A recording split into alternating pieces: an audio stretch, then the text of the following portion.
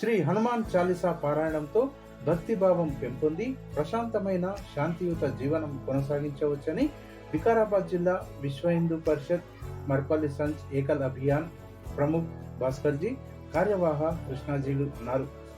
ఆదివారం పెద్దెముల్ మండల కేంద్రంలో ఉన్న దేవాలయంలో హనుమాన్ చాలీసా పారాయణం 3వ వారం ఘనంగా జరిగింది. ఈ సందర్భంగా భాస్కర్జీ కృష్ణాజీలు మాట్లాడుతూ ప్రతి గ్రామంలో దేవాలయాల్లో హనుమాన్ చాలీసా పారాయణం జరిగేలా ఆయా గ్రామాల యువకులు, బజరంగ్ దళ్ కార్యకర్తలు, విశ్వ హిందూ పరిషత్ నాయకులు, హిందూ వాహిని కార్యకర్తలు కృషి చేయాలని కోరారు. హనుమాన్ చాలీసా పారాయణంతో భూత ప్రేత భయాందోళనలు సైతం దూరం అవుతానే భక్తిభావం సైతం పెరుగుతుందని, హైందవుల ఐక్యతగా మారే అవకాశం ఉంటుందని అన్నారు. గ్రామానికి చెందిన పలువురు చిన్నారులు హనుమాన్ చాలీసా పారాయణం చేసిన తీరు ప్రత్యేక ఆకర్షణగా నిలిచింది.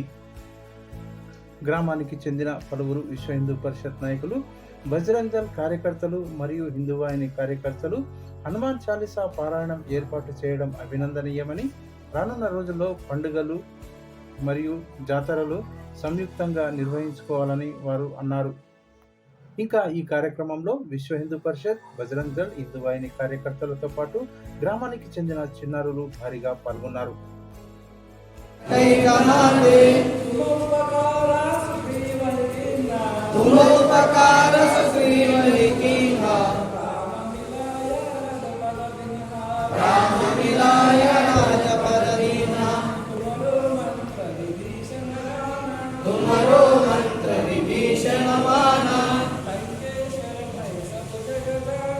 लंकेश्वर भय सब जग जाना,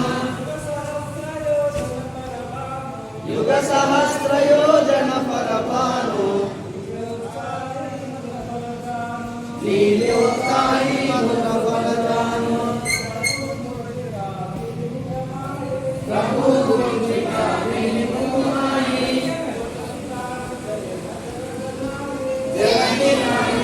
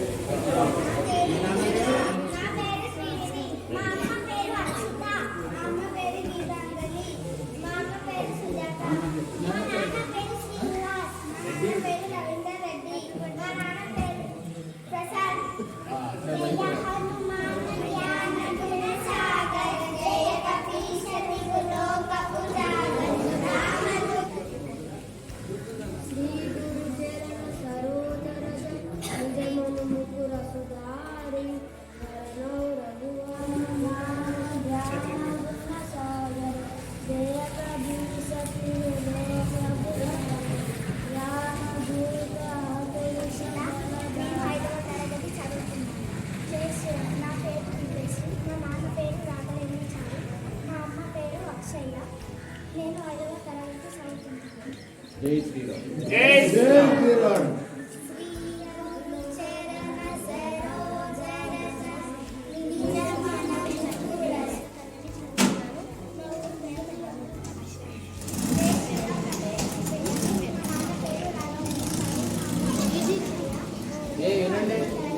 మళ్ళీ వీళ్ళ పేర్లు అడుగుతాం, మీకు చెప్పాలి ఎవరెవరు వాడేదారు చెప్తావు.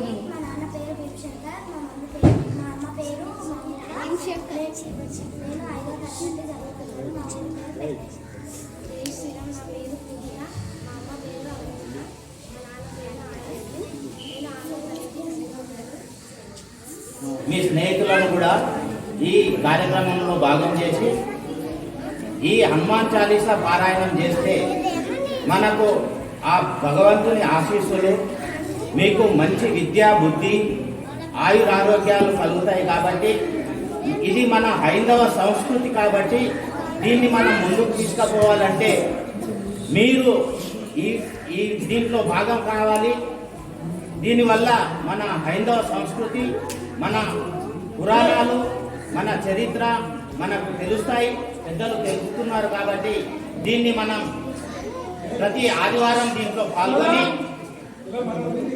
ప్రతి ఆదివారం దీంట్లో భాగమై మనం హనుమాన్ చాలీసా పారాయణం చేస్తే మనకు అన్ని విధాల శుభం కలుగుతుంది. కాబట్టి మీరు పాల్గొంటున్నందుకు మరొకసారి ధన్యవాదాలు తెలుపుకుంటూ మీకు మీ స్నేహితులను కూడా దీంట్లో భాగం చేయాలని మనవి.